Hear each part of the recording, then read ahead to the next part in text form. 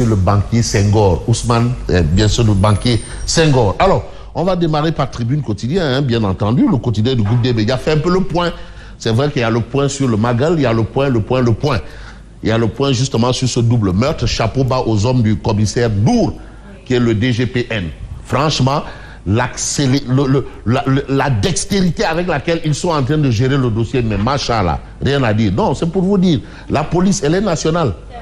La gendarmerie, elle est nationale. Mais je vous assure, nous, on dort, on mange, on fait des nguenté, on fait des doucats. Bon, c'est vrai que, digue-le quoi, je vais arrêter le doucat. On fait tout ce qu'on fait, mais la police veille au grain. Attention, le commandement territorial, voilà des gens qui méritent des fonds communs. Man aussi, man, ça me l'a vu là. Mais c'est parfait, on vous aime comme ça. Vraiment, je veux, monsieur, il faut des fonds communs pour ces gens-là qui s'occupent de notre sécurité et à l'intérieur et aux frontières.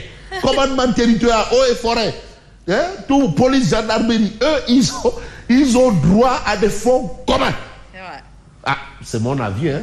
Voilà, à mon tour, démocratie à mon tour. Si, c'est votre pensée. Alors, de toutes les façons, vous avez Diarab Alassane Ndao, secrétaire général du syndicat des travailleurs des BTP. On parle de la presse, on parle des autres secteurs. Mais aujourd'hui, c'est les BTP. Vous savez, c'est des secteurs qui emploient beaucoup. Ah oui, bâtiments et travaux publics. Mais quand il n'y a pas de chantier, mais c'est une forme de crise aussi. Parce que 2000 francs, les journée 2000 francs là, voilà.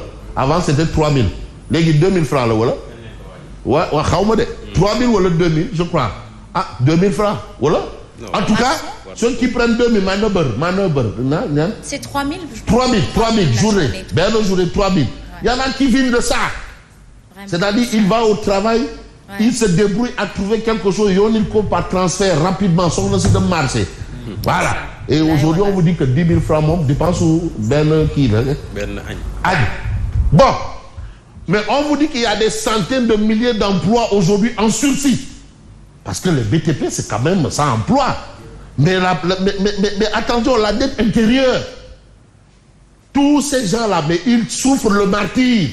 Ils ne voient même pas la queue du diable, la queue du diable. Il faut voir la queue du diable avant de la tirer. Il ne peut même pas tirer la queue du diable parce qu'il ne la voit même pas. Alors, des centaines de milliers d'emplois sont en sursis. C'est le titre de Tribune. Les BTP vivent les pires moments de leur existence. Ça, c'est Tribune Quotidienne qui nous fait l'actualité ou l'économie. Mais qui le dit, c'est pas quelqu'un qu'on a allé chercher à Boki Diawe ou bien à Alumkagne ou bien à Mbadahoun. C'est quelqu'un qui s'y connaît. Il est le secrétaire général du syndicat des travailleurs des BTP. C'est lui qui parle, source officielle, reconnue, attitrée. Il vous dit que les BTP vivent les pires moments de leur existence. Alors, l'état de la dette intérieure due par l'État du Sénégal est le facteur numéro 1 de la léthargie du secteur. Mais la dette intérieure, c'est bien beau d'exiger aux gens payer. Mais yo, de encaisser, t'es beaucoup décaissé. Faut moi, hein? De encaisser, t'es beaucoup décaissé. De décaisser, dette intérieure, il faut que décaisser. Voilà, décaisser. Mais beaucoup encaisser, non, ne bagage dougou. Alors, plus de 300 voire 359 milliards sont dus aux entreprises majeures du pays. Voilà une situation, voilà le débat. Mais voilà le débat. Le débat est là. Et on doit en parler. C'est vrai que l'affaire ONAS, ça commence à devenir un cadavre en putréfaction là. Mais lolo, moi, ça ressemble plus à un Khulo Yamba qu'autre chose. Je veux même du Khulo Yamba. Khulo Yamba ci ñaay bi lañ koy def ci ñaay ba Khulo Yamba te ñoom ñëpp ñu ngi ci ñaay ba de bi laay Khulo Yamba ça ressemble à un police du dem police. Alors on reste non tiens Khulo Yamba day dem police boru Yamba kenn du ko fay kenn du ko fay ci kaw Yamba day dem police en tout cas alors man kay Khulo Yamba kay coow Yamba du dem gendarmerie de xam nga ma xam rek. non léegi commissaire bi lan mooy seen problème moo jël sama yëf lan la jël non déedéet da ko wax waaw waxal. Alors finalement l'affaire de l'audace ça a tout l'air de Khulo Yamba du dem poli. waaw d'accord na am pétition na am coow na am lépp mais On veut savoir là où ça va finir. Le procureur refuse de s'auto-saisir. Les autorités en charge du dossier, le président, le premier ministre n'en parlent pas. Et les députés, mais là, on fait comment? Il n'y a pas de déclaration de politique générale, il n'y a rien, on fait comment? On laisse tomber ou bien? Il y a les lois morales. Les lois morales. Voilà, il y a les lois morales par-delà les lois pénales. Voilà. Mais Ali Outil, président de Africa Jom Center, aujourd'hui, qu'on le veuille ou non, Sonko gouverne. Sonko gouverne. Il faut que Sonko sorte de cette contradiction. Dixit. Bon, c'est le président de la République qui est au palais qui gouverne. Mais Ali Outil nous dit que non, c'est le premier ministre qui est à la primature qui gouverne. Ma fameuse question. Bon, la question c'est, on est où là? On est là? Bon, on reste avec Tribune. En tout cas, il nous fera.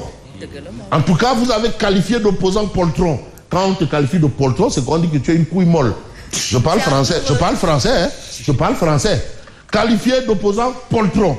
Alors, Bougane Gueye Dany promet de répondre à Ousmane Sonko. Aïe. Poltron, c'est-à-dire tapette. Mais il promet de répondre. En tout cas, nous ferons. De toutes les façons, on attend la suite. Mais à la suite de cette actualité, vous avez le point actuel qui parle de prise en charge des invités du Bagal. Un autre problème. La lettre de la polémique. En tout cas, le porte-parole du Khalif dit que le Khalif ne sait pas. Lui aussi qui est porte-parole du Khalif, il ne sait pas. Mais vous avez celui qui gère cette commission qui dit « je sais ». La lettre polémique, d'où le titre, la lettre polémique. Serigne Bass Abou Ad, je n'ai jamais écrit de lettre, encore moins le Khalif général. Mais vous avez Serigne Cheikh Nambake. Si je n'avais pas cette autorisation, jamais je n'allais procéder de la sorte.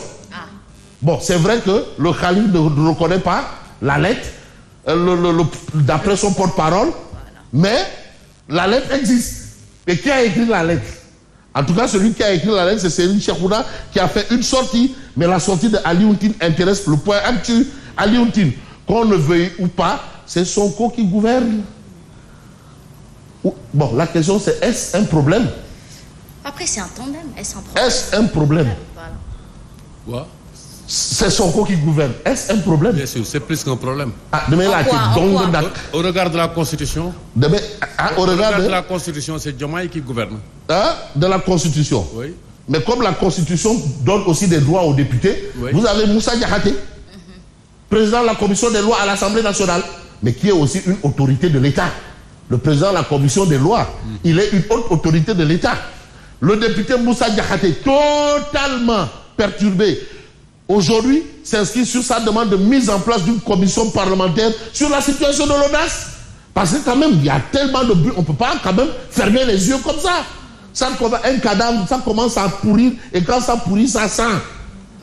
Les raisons dévoilées. Vous avez le bilan de 214 accidents sur les routes du Magal. 214 accidents. Ça, c'est le point avec Source A. Source A, et vous avez aussi Odia, Oumar Diakité Kara. Voilà la situation. Tol.